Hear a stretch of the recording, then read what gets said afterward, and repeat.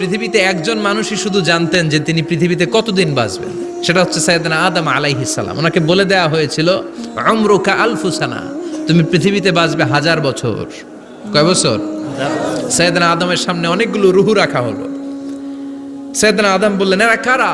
আল্লাহ বললেন, এরা হচ্ছে নাসালুক, তোমার বংশধর, পৃথিবীতে তোমার পর এরা পৃথিবীতে আসবে। সাইয়েদনা আদম বললেন, আল্লাহ ওই যে একটা রুহু দেখা যায়, এটার নাম কি?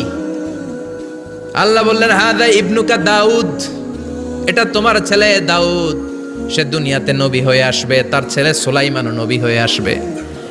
সাইয়েদনা আদম বললেন, মাবুদ, আমার ছেলে দাউদের কত বছর হায়াত আপনি দিয়েছেন? আল্লাহ বললেন, 40 সানা, মাত্র 40 বছর, 4 ইয়ার্স, 40 বছর তোমার ছেলেটা বাঁচবে।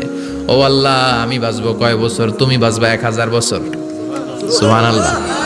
সাইয়েদনা আদম বললেন, মাবুদ, এত ফুটফুটে সুন্দর আমার ছেলে দাউদ, মাত্র 40 বছর দিলেন কেন? জিদ মিন উমরিহি, বাড়ায়া দেন।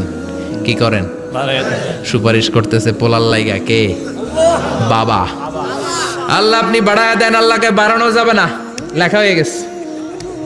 রুফিআতিল আকলাম ওয়া জাফফাতিস সুহুফ, কলম তুলে নেওয়া হয়েছে আর কালি শুকায় গেছে, আর কিছু করা যাবে?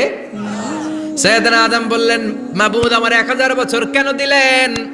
আমার এই সুন্দর ফুটফুটে ছেলেটারে মাত্র শুধুমাত্র 40 বছর কেন দিলেন? ও মাবুদ, আমার 1000 বছরের দরকার নাই, আমার 1000 বছর থেকে 60 বছর আমি আমার ছেলেরে দিয়ে দিলাম। দাউদ আলাইহিস সালাম বাঁচবে 40 বছর, তো বাপ আদম যদি আরো 60 দেয়, 40 আর 60 মিলে কত হয়? 100। ভালো হিসাব বোঝে এরা। 100। আর আদম আলাইহিস সালাম পেয়েছিলেন 1000 বছর, 60 কমে গেলে রইল কত?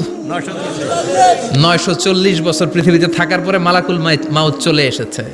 কারণ এটা on time, the death will come on time, it never late, কখনো দেরি হয় না।